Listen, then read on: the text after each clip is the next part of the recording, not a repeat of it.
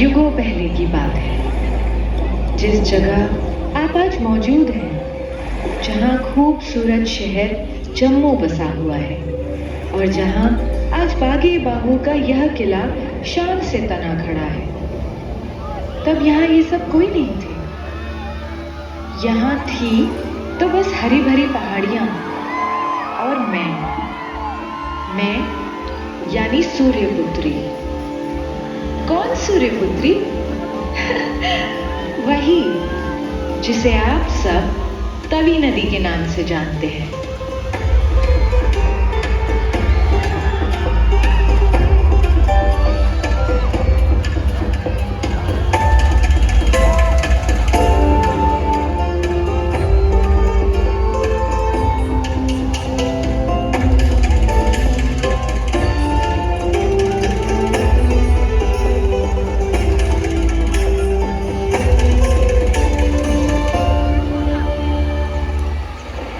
मेरा जन्म हुआ कपलाश कुंड से, जिसमें सदा चमकते सूर्य को लोग मेरा पिता कहते हैं। वैसे कौन कन्या अपना मायका छोड़ना चाहती है? मैं भी नहीं चाहती थी, पर एक दिन देवता जैसे राजा पहड़ मेरे पास आए। राजा मुझसे बोले कि उनके बीमार पिता के इलाज के लिए उन्हें मेरा जल चाहिए। अब रोज कपलाश कुंड तक आकर बीमार बूढ़े पिता के स्नान के लिए मेरा जल ले जाना तो संभव नहीं था ना। तो मैंने ही कुछ सोचा, फिर मुझसे रुका ना गया। मैं उनके पीछे चल पड़ी।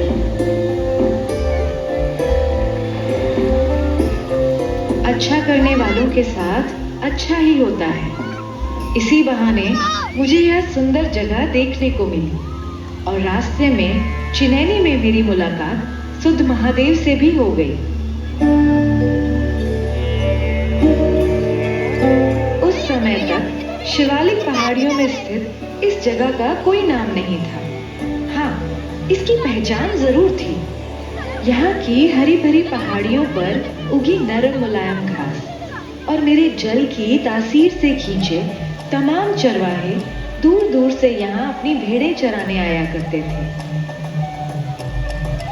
तभी एक दिन सूर्यवंशी राजा जम्बूलोचन इधर से गुजरे। इस इलाके की सुंदरता से मोहित होकर वो थोड़ी देर को यहीं आराम करने लगे। जरा दूर पर सफेद चादर ओढ़े ऊंचा हिमालय, पास में हरी चुनरी पहने पहाड़ियां और नीचे कल कल बहती नीली नदी। जैसे यह नजारा काफी न था कि तभी राजा जम्बूलोचन ने करीब के एक तालाब पर जो देखा, वह दृश्य एकदम अद्भुत था। राजा जम्बूलोचन को ये नजारा छू गया। जिस जगह एक बाघ और बकरी साथ पानी पी सकते हैं, जहां एक शेर भी एक भेड़ को मारने से बख्श देता हो, जहां एक मेमना शेर से न डरता हो, वहीं मुझे अपनी राजधानी बनानी चाहिए। तभी तो इस प्रदेश के हर निवासी को बराबर का इंसाफ, बराबर की हिस्सेदारी और बराबर का दर्जा मिल सकेगा।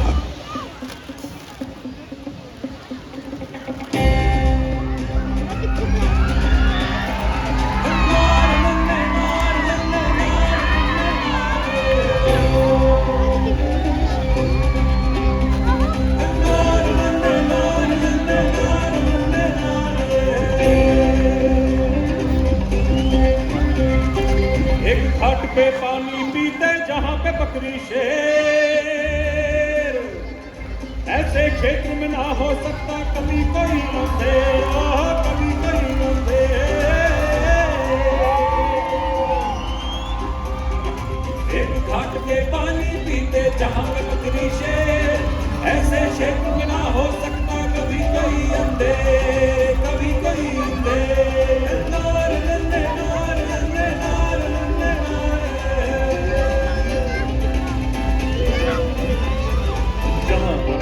सभी लोग हो, कोई बड़ा ना छोटा रे, कोई बड़ा ना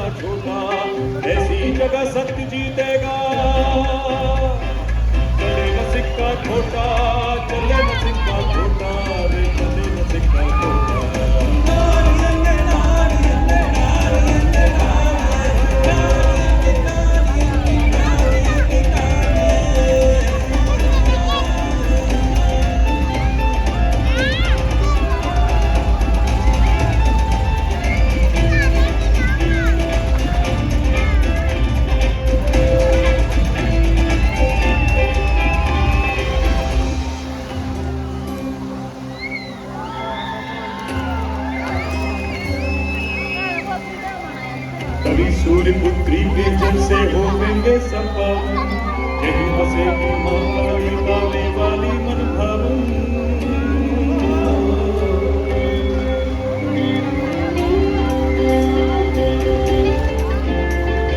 होवेंगे सब पावन, अरे होवेंगे सब पावन, होवेंगे सब पावन, अरे होवेंगे सब पावन। श्वेत शिखर के आसमान में धरती चुनरी धानी,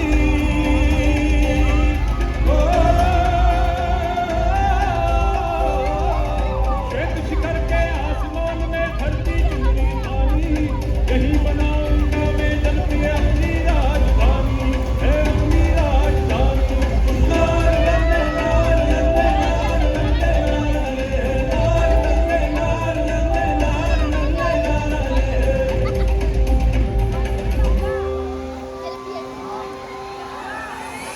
और यूं पड़ी जम्मू यानी जम्मू की बुनियाद। राजा जम्मू लोचन के भाई बाहू लोचन ने भी अपने भाई की राह पर चलते हुए मेरे दूसरे तट पर एक और नगर और कोट की नींव रखी, और इस तरह यहाँ एक गढ़ की तामीर शुरू हुई, इस बाहू लोचन के किले की।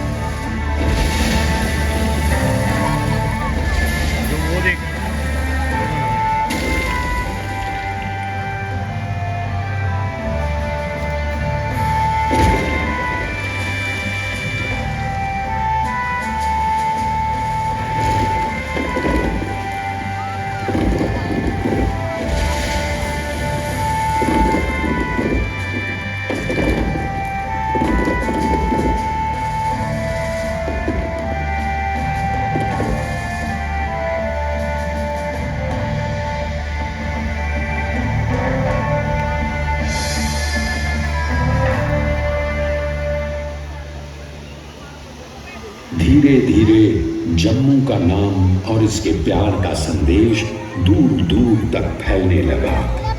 वैसे इतिहासकार तो ये भी कहते हैं कि सिंधु सरस्वती सभ्यता के दिनों से ही ये इलाका बसा हुआ था, जिसके निशान आज भी मांडा और अखनूर में मौजूद हैं।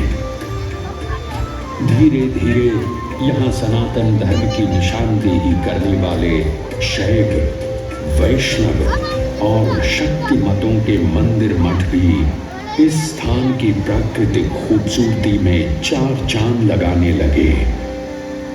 इसी तरह लगभग गौतम बुद्ध के समय से ही यहाँ बौद्ध मत ने भी अपनी जड़ें जमा ली थी, यानी कि मद्र जनपद और अम्बरन यानी अखनूर में।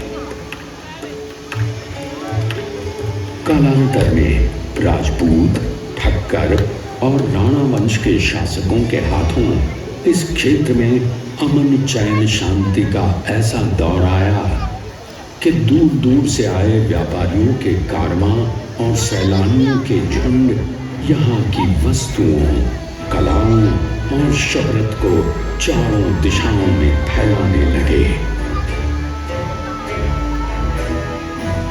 इतिहास बताता है कि धीरे धीरे यहाँ के राजाओं ने जम्मू प्रदेश को छोटी छोटी रियासतों में बांटकर नगर नगर कोटों को बसाया और उनको भारतीय नगर शैली वास्तुकला में निर्मित मंदिरों, महलों, हवेलियों तथा तालाबों से सुसज्जित किया।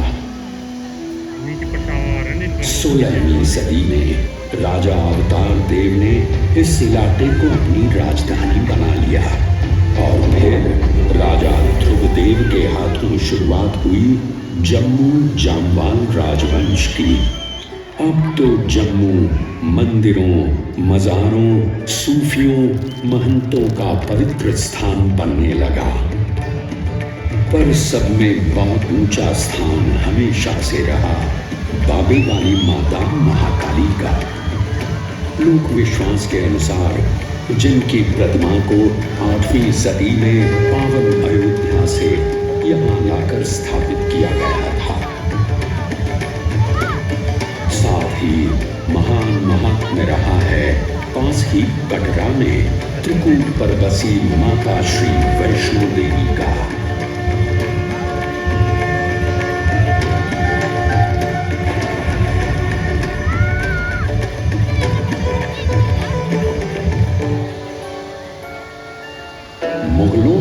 सारे हिंदुस्तान को अपनी सल्तनत का हिस्सा बनाया, तो भी जम्मू को डोगरों के संरक्षण में ही रहने दिया गया।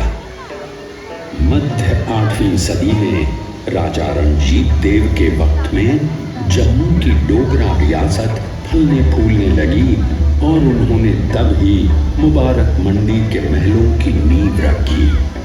राजा रणजीत देव ने आसपास की 22 रियासतों को जोड़कर एक मजबूत राज्य स्थापित किया और जम्मू शहर दारुल अमन या शांति स्थान कहलाने लगा।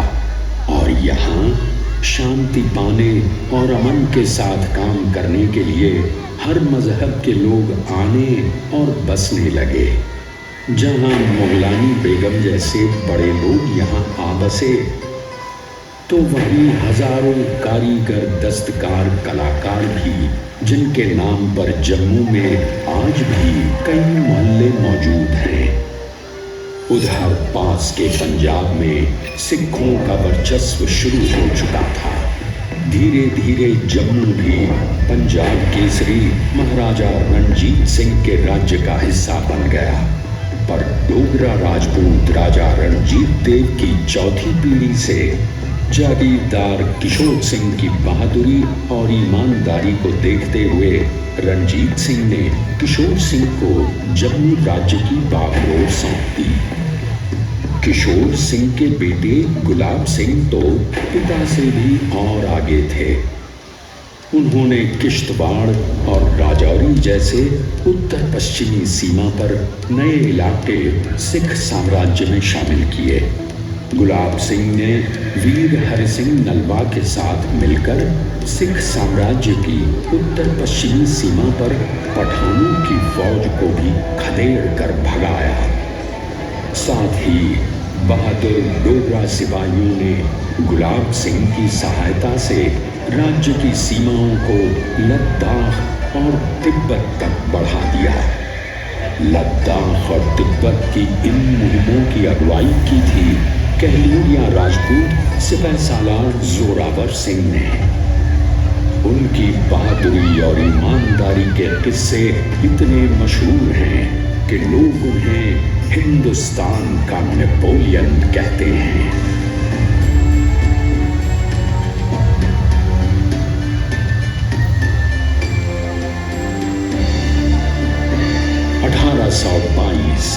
गुलाब सिंह के जम्मू के राजा की गद्दी पर बैठने के बाद इस शहर की किस्मत और चमकने लगी। गुलाब सिंह ने अपने राजा बनने का श्रेय गुरु प्रेमदास की भविष्यवाणी को देते हुए उनकी याद में जम्मू शहर के निकट गांव सुई सिमली में रघुनाथ मंदिर का निर्माण करवाया। इस मंदिर के भित्ति चित्र जम्मू कला के उत्कृष्ट नमूने माने जाते हैं। महाराजा रणजीत सिंह की मृत्यु के बाद अंग्रेजों ने उनके बेटे दिलीप सिंह को गद्दी से हटा दिया। अब पूरा सूबाए पंजाब अंग्रेजों के चंगुल में था, पर यह सूरत डोगरों को बर्दाश्त नहीं थी।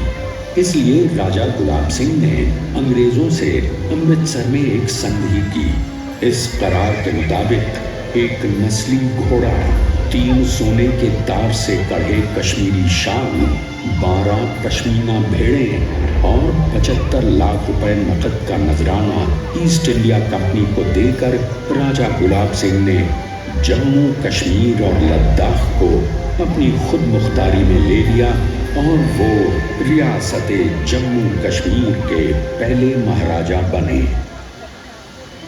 महाराजा गुलाब सिंह के बाद उनके प्रतिभाशाली बेटे रणबीर सिंह ने, जो एक बहादुर राजा के साथ साथ धार्मिक एवं जागरूक प्रवृत्ति के व्यक्ति थे, जब जम्मू कश्मीर की बागडोर संभाली तो उन्हीं के जमाने में इस किले यानी किलाए बाहू को फिर से नई तरह से बनाया और सजाया गया। अब जम्मू में भी नए महल, नए बाग, नई इमारतें तामीर की जाने लगी। रणबीर सिंह ने धार्मिक स्थलों का पुनर्निर्माण किया और साथ ही पुरमंडल व उत्तर वाहिनी में मंदिर श्रृंखलाओं का भी निर्माण करवाया एवं इनके साथ मां गंगा की बड़ी बहन मानी जाने वाली नदी देवक के तट पर संस्कृत पाठशाला स्थापित की।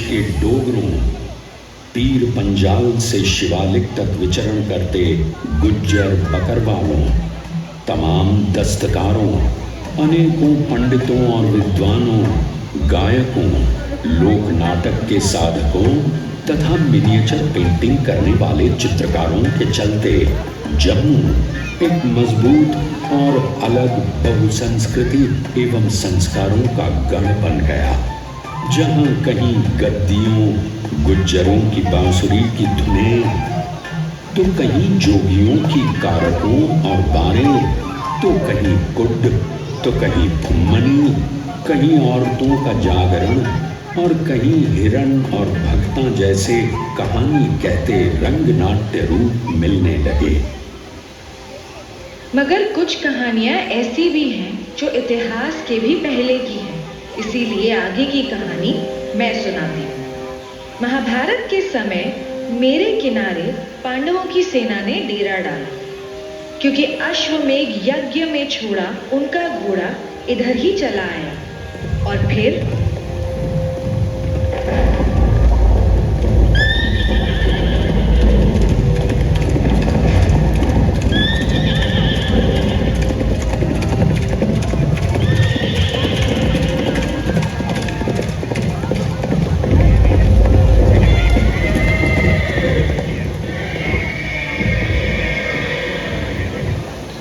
बालक, छोड़ दे इस घोड़े को।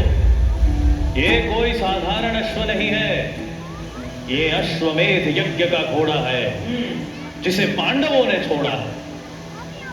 मैं नहीं जानता किसी पांडव को, मैं बस इतना जानता हूं कि एक घोड़ा मेरी मां के खेत में घुस आया। क्या तूने भीम का नाम नहीं सुना? क्या तुझे धर्मराज युधिष्ठिर का नहीं पता? धनुर्धर अर्जुन कर देंगे तेरा काम तमाम। इन सब का नाम लेके मुझे डरा रहे हो या अपना डर दूर कर रहे हो?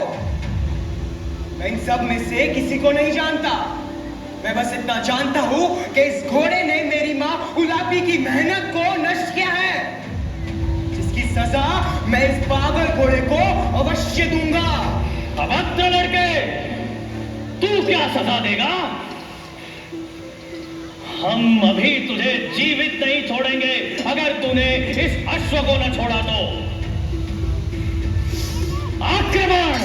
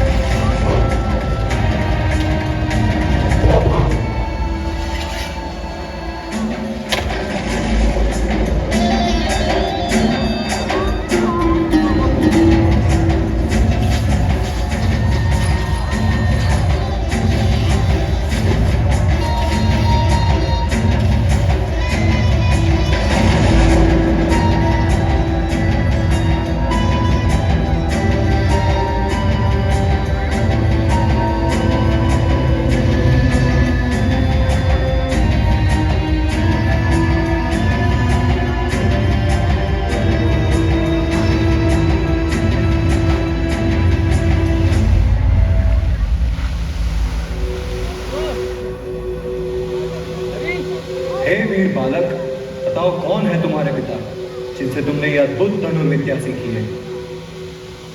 मैं किसी पिता को नहीं जानता।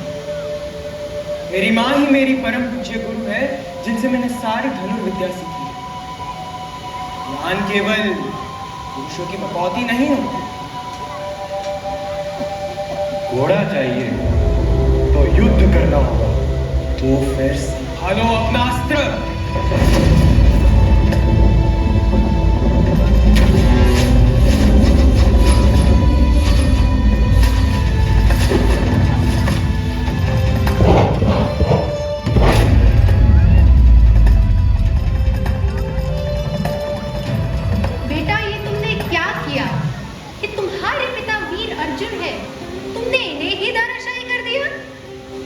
हे माता, मुझसे बहुत बड़ी भूल हुई। अब आप ही बताइए, मैं क्या करूं? इसका एकमात्र उपाय है, पाताल लोक जाकर नागमणि लाकर इन्हें जीवित किया जाए।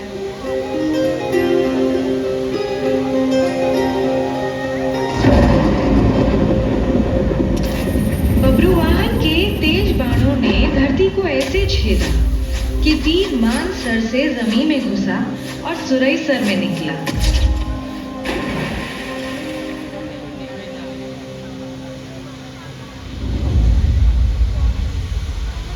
और इस तरह बनी मानसर की अतः झील और सुरंगसर यानी सुरईसर झील।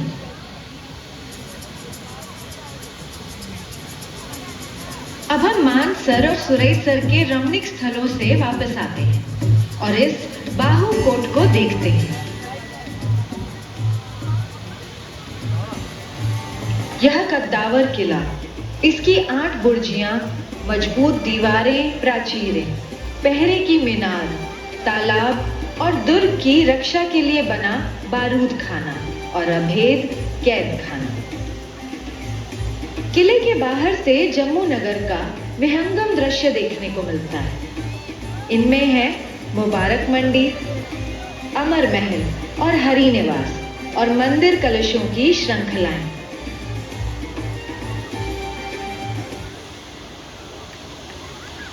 आप जानते हैं कि एक नदी को सबसे ज्यादा क्या पसंद आता है? आजादी। पहाड़ों से मैदानों तक उछलते कूदते, उफनते बहते हुए चलने की आजादी। इसीलिए मैं सबसे ज्यादा खुश थी जब अगस्त 1947 में देश आजाद हुआ। पर मुझे दुख भी था कि देश बंट भी गया था। हालांकि मैंने उस बंटवारे को कभी नहीं माना और अखंड भारत की ही तरह सरहद के उस पार बसे लोगों की भी प्यास बुझाती रही हूं मैं। आज मैं बेहद खुश हूं और आपके साथ बांटना चाहती हूँ अपनी ये खुशी। हो सके तो नवरात्रि के बाहु मेले में आइए, वरना किसी भी रात इस किले में चले आइए और देखिए दिवाली से सजे यहाँ बाग बगीचे, किले पर कोटे, झरने और फव्वारे।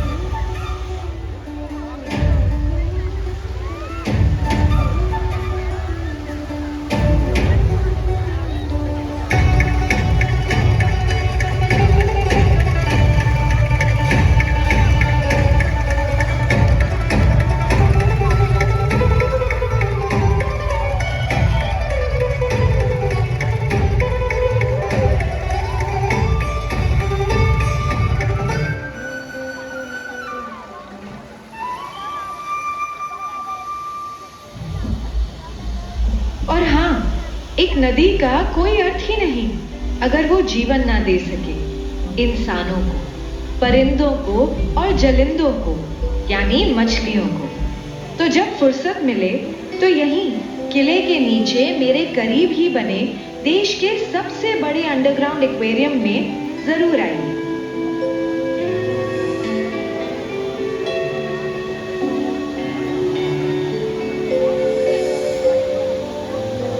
वहां मेरे पानी में तैरती रंग बिरंगी मछलियों को देखकर आपको अंदाजा होगा जम्मू की सतरंगी तहजीब का। जिसने मलिका पुखराज को जन्म दिया तो उस्ताद अल्लाह रखा खां और पंडित शिव कुमार शर्मा को भी। अपने मिनिएचर्स के लिए नामची जम्मू असल में एक मिनिएचर इंडिया है, जिसमें आपको देखती है एक इंद्रधनुषी संस्कृति, जहां अनगिनत भाषाओं, धर्मों, संस्कृतियों, पोशाकों, खान पान, विश्वासों से जुड़े लोग एकजुट होकर रहते हैं और सबको साथ लेकर आगे बढ़ते हैं। बिल्कुल मेरी ही तरह, क्योंकि मैं सूर्यपुत्री तवी किसी भी प्यासे से ना उसका मजहब पूछती हूँ, ना जात, ना खान पान, ना ही पहनावा। सबका साथ देना, सबकी प्यास बुझाना, सबकी तरक्की और सबका विकास और सबका विश्वास ही तो है एक नदी का धर्म। मुझे यकीन है आप सब भी यहाँ से जाकर एक दूसरे में उसी तरह घुल मिल जाएंगे, जिस तरह मेरा जल हर रंग में घुल जाता है, मिल जाता है, ढल जाता है।